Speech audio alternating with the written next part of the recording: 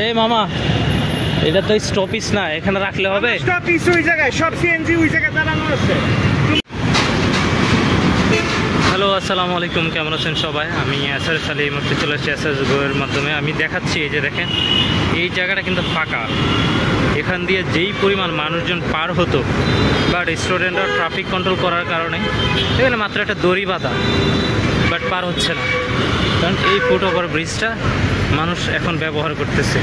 কারণ foot over bridge আগে মানুষ এত উঁচু এটা ব্যবহার করতো না, কিন্তু স্টুডেন্টদের পাওয়ারের কারণে মানুষজন এই ফুট ওভার ব্রিজ ব্যবহার করছে। আমি নিজেও ব্যবহার করছি, বেশ অনেকবার আমি এই ফুট ওভার ব্রিজ দিয়ে পার হয়েছি। হ্যালো, কী অবস্থা সবার? চলে আসছি, এই যে দেখেন এখানে একটা ফুট ওভার ব্রিজ রয়েছে। এখান দিয়ে কিছুদিন আগেও মানুষজন ভুলেও ওটার মধ্যে উঠতো না, কিন্তু এখানে এই যে ফাঁকা জায়গাটা, এটা দিয়ে খুব ইজিলি পার হয়ে যেত মানুষজন। কিন্তু মানুষ এখন স্টুডেন্টদের কারণে দেশ স্বাধীন হওয়ার পরে লোকজন এদিক দিয়ে ভুলেও পার হয় না। বিশেষ করে আমি নিজেও পার হই না। আমি এদিক দিয়ে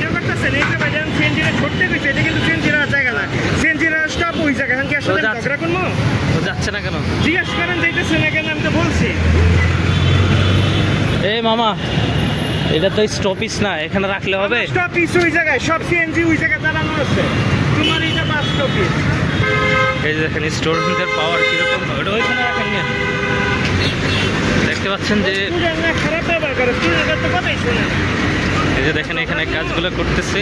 সো এটা হচ্ছে স্টুডেন্টদের পাওয়ার। স্টুডেন্টরা এই দেশটা আসলে পরিবর্তন করে চাচ্ছে। আজকে হয়তো ইয়ারা নেমে যাবে।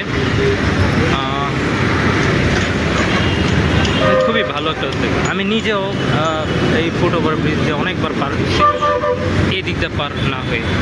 এটা হচ্ছে অনেক মজার বিষয়।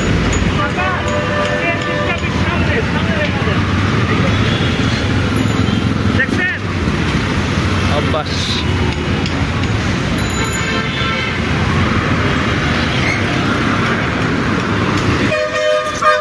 Thank you so much. সবাই ভালো থাকুন, সুস্থ থাকুন, এসআরএস গোয়ের সাথে থাকুন। এসআরএস গো আপনাদেরকে প্রতিদিনের অনেক ধরনের নতুন বাংলাদেশের ভালো কিছু দেখানোর চেষ্টা করবে। কই যাও?